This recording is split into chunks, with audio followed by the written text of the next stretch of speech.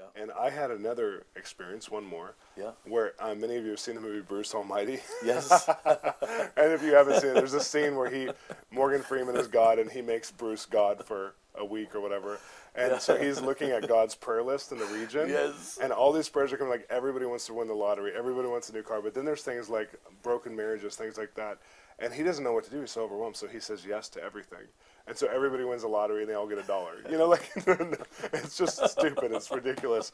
But the cool thing about what I saw that the Lord said, are you aware of the prayer list of your region, not just your church?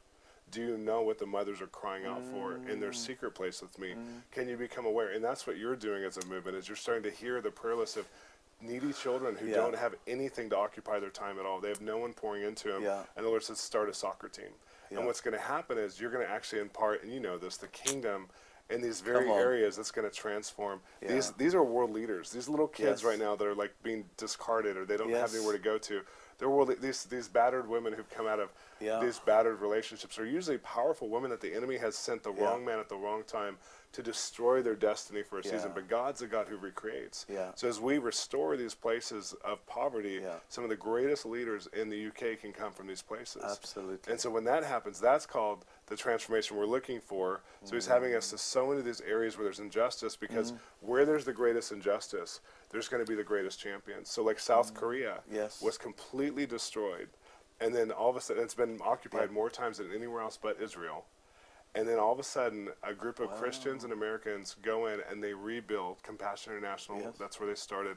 They rebuild the nation. Now it's not a developing country at all. It's completely, you know, and they're in cutting edge of computer science, agricultural science, Asian government building and planning. And they're now at the forefront in several industries in the whole world.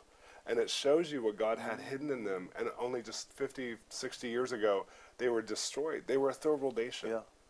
And in 50 or 60 years, they're now leading in the world, bringing technologies that we would have never had if they weren't restored. And they're also the most Christian Asian nation. Now, here's what I think. I think right here in the UK, there's places of the greatest poverty that have the greatest potential to bring the world what it needs to bring Jesus as reward. And so if we see this kingdom activity that's being birthed in your own church and your own movement here, it's because there's going to be a restoration of everything that's been lost. Isaiah 49 verse 8, the desolate inheritances are going to be restored.